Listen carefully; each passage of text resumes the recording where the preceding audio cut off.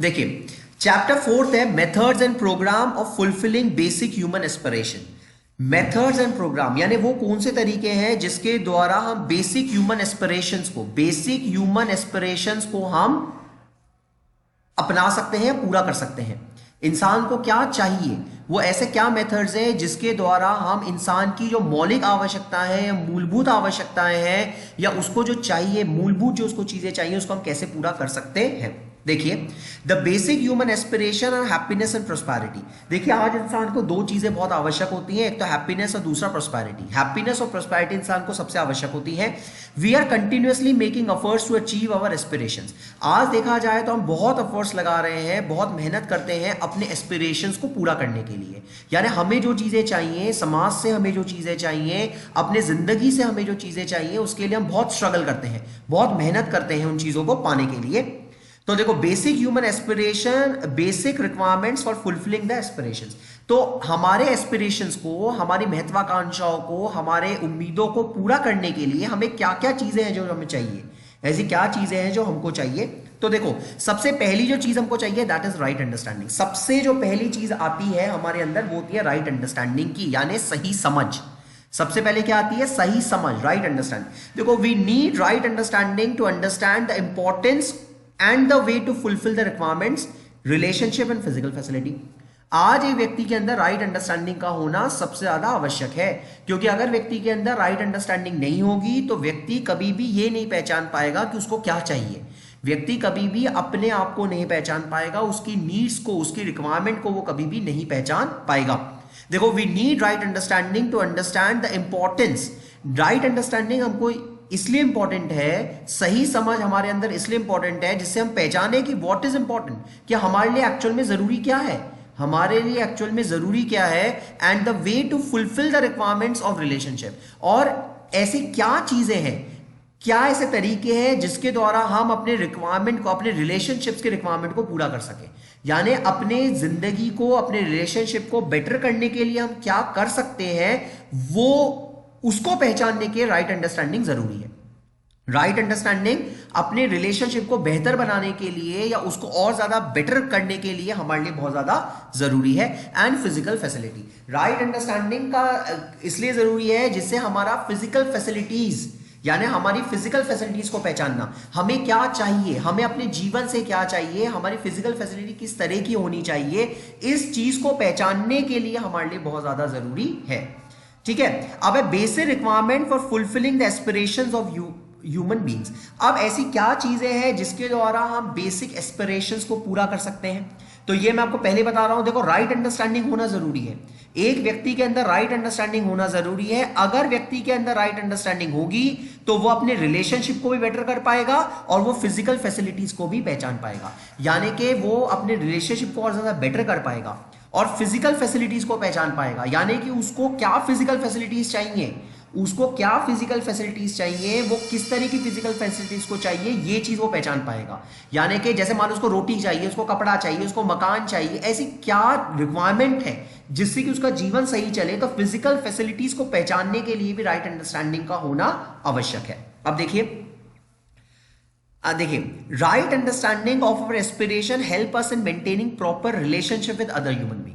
वो कहता है अगर हमारे अंदर राइट अंडरस्टैंडिंग होगी तो हम दूसरे ह्यूमन बीइंग के साथ अपना प्रॉपर रिलेशनशिप को मेंटेन कर पाएंगे, दूसरे लोगों के साथ हमारे प्रॉपर रिलेशनशिप को डेवलप कर पाएंगे। राइट अंडरस्टैंडिंग अगर हमारे पास होगी तो राइट अंडरस्टैंडिंग हमें दूसरे लोगों के साथ अपने रिलेशनशिप को हेल्दी बनाना, यानी मेंटेन करने के काम में आता है। रिलेशनशिप को किस तरह से सही बनाए, प्रॉपर बनाए, उसमें हमें ये काम आएगा। It also help us in choosing the physical facilities according to the priorities। और अगर हमारे अंदर राइट अंडरस्टैंडिंग होगी तो हम फिजिकल फैसिलिटीज को प्रायोरिटी के अकॉर्डिंग चुन भी पाएंगे। हम चुन पाएंगे कि हमारी फिजिकल फैसिलिटी, हमारी प्रायोरिटी क्या है। जैसे मैंने रोटी कपड़ा मकान चाहिए तो रोटी पहले चाहिए, कपड़ा पहले चाहिए, मकान पहले चाहिए। आपको जो फिजिकल फैसिलिटी पहले चाहिए आप उसके लिए मेहनत करोगे। आपके लिए घर नहीं है, रहने के लिए घर नहीं है आपके पास, तो आप घर पहले करोगे। आपका खाने के लिए खाना नहीं है तो आप खाने के लिए पहले मेहनत करोगे। तो आप पहले ये देखोगे कौन सी ऐसी फिजिकल फैसिलिटी है जो आपके पास मौजूद नहीं है, और जो फिजिकल फैसिलिटी आपके पास मौजूद नहीं है आप उस फिजिकल फैसिलिटी के अकॉर्डिंग काम करोगे। तो फिजिकल फैसिलिटी जो है उसको समझना इट्स वेरी इंपॉर्टेंट। ठीक है, राइट अंडरस्टैंडिंग के द्वारा ही फिजिकल फैसिलिटी समझी जाएगी। नेक्स्ट है रिलेशनशिप। देखो राइट अंडरस्टैंडिंग के द्वारा ही हम अपने रिलेशनशिप को दूसरों से बेटर कर पाते हैं। राइट अंडरस्टैंडिंग के द्वारा ही हम अपने रिलेशनशिप को दूसरों के साथ बेटर कर पाते हैं, उसको समझ पाएंगे। देखिए, this refers to the interpersonal relationships that we build in our life at home, at workplace and in society.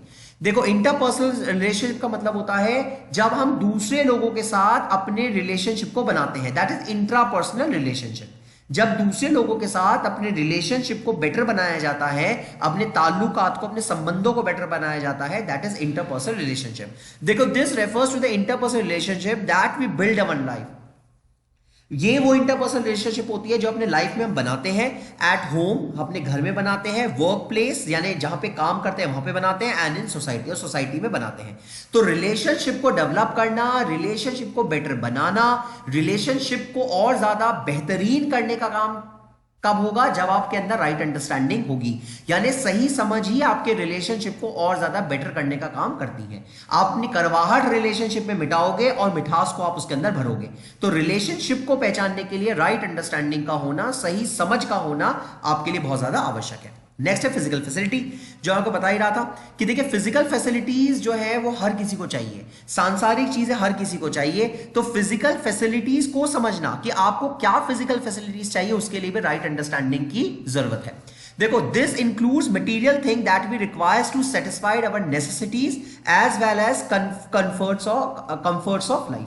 कि फिजिकल फैसिलिटीज का मतलब होता है जब हम अपने फिजिकल रिक्वायरमेंट को पहचाने, हम अपने फिजिकल नेसेसिटीज को पहचाने, फिजिकल रिक्वायरमेंट्स को पहचाने, अपने कंफर्ट्स को पहचाने, अपने कंफर्ट्स को पहचाने फिजिकल फैसिलिटीज में। ठीक है, physical facility means prosperity. Physical facility का मतलब होता है प्रोस्पेरिटी, यानी होता है समृद्धता, यानी आपके पास इतनी ज्यादा चीजें हो कि आप समृद्ध दिखो। So prosperity is the feeling of having more physical facility than needed. तो प्रोस्पेरिटी का मतलब क्या हुआ गया कि आपको जितनी फिजिकल फैसिलिटी चाहिए, जब उससे ज्यादा मात्रा में आपके पास उपलब्ध है चीजें, तो वो क्या होगी? आपकी प्रोस्पेरिटी हो गई। जब चीजें उससे ज्यादा मात्रा में आपके पास उपलब्ध है तो वो क्या होगी? आपकी प्रोस्पेरिटी, समृद्धता हो गई। जैसे आपको 2 रोटी चाहिए, आपके पास 4 रोटियां हैं, तो 3 रोटी तो आपके पास एक्स्ट्रा हो गई ना, यानी कि आप एक से ज्यादा 2 खा लोगे, पर 2 तो एक्स्ट्रा हुई, तो वो समृद्ध हो। आपके पास जितनी रिक्वायरमेंट है उससे ज्यादा आपके पास है, तो फिजिकल फैसिलिटी आपके पास ज्यादा है, तो उसको हम क्या कहते हैं? समृद्धता कहते हैं। If we have the feeling of prosperity within us, अगर हमारे अंदर ये समृद्धता की भावना हमारे अंदर होती है, we tend to share prosperity within us, we tend to share in with others, तभी हम दूसरों के साथ अपनी समृद्धता को बांटेंगे भी। This enable us to live in harmony. समृद्धता जो है वो हमको शांति से रहना भी सिखाती है। जो व्यक्ति जितना समृद्ध होगा वो थोड़ा शांति भी रहेगा उसके अंदर, वो बहुत भागदौड़ी नहीं मचाएगा, थोड़ा शांति में रहेगा, हार्मनी होगी with nature and contributes it enrichment. Harmony व्यक्ति के अंदर भी होगी, वो नेचर के साथ भी अपनी हार्मनी, सामंजस्य को बैठा के चलेगा, और नेचर का एनरिचमेंट यानी नेचर को और ज्यादा वो एनरिच करेगा, और ज्यादा क्या करेगा? नेचर को वो और समृद्ध बनाने की कोशिश करेगा, नेचर को वो और ज्यादा क्या करेगा? समृद्ध बनाने की कोशिश करेगा। This enable us to live in harmony with nature and contributes its enrichment. On the other hand, if we are deprived of the feeling of prosperity, we tend to exploit nature. और अगर मान लीजिए हमें समृद्धि नहीं मिलती है तो हम अपने नेचर को एक्सप्लॉइट करते हैं। डेफिनेट सी बात है, आपको कार चलानी है, कार के लिए आपको पेट्रोल चाहिए, ठीक है। अगर मान लो पेट्रोल नहीं मिलता है तो और ज्यादा आप खोदोगे, और ज्यादा नेचर को एक्सप्लॉइट करोगे ऑयल निकालने के लिए। तो सबसे बड़ी बात क्या है कि फिजिकल फैसिलिटी अगर आपके पास है तो उसकी महत्वता को आपको पहचानना चाहिए और हमेशा नेचर के साथ सामंजस्य बना के रखना चाहिए, क्योंकि नेचर के साथ आप सामंजस्य अपना बना के चलोगे, नेचर के साथ अगर आप सामंजस्य बना के आप चलोगे तो आपका जो नेचर भी एनरिच होगा, नेचर जो है वो भी आपका एनरिच होगा, और आपको किसी भी तरह की कोई भी अव्यवस्था या अप्राकृतिक चीज जो है वो आपको नहीं दिखेगी। आप कहीं ना कहीं फिजिकल फैसिलिटीज को पूरा करने के लक्ष्य को अपने प्राप्त कर पाओगे।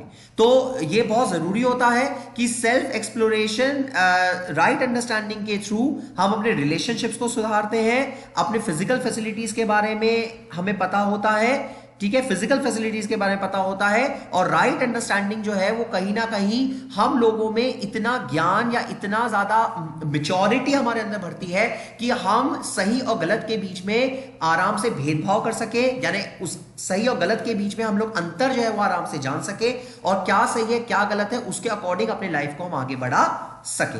तो दिस इज ऑल अबाउट क्या है तुम्हारा राइट अंडरस्टैंडिंग से रिलेशनशिप और फिजिकल फैसिलिटीज को पूरा करना। रिलेशनशिप्स जिसमें म्यूचुअल हैप्पीनेस आता है और फिजिकल फैसिलिटी जो म्यूचुअल प्रॉस्पेरिटी के लिए आवश्यक होती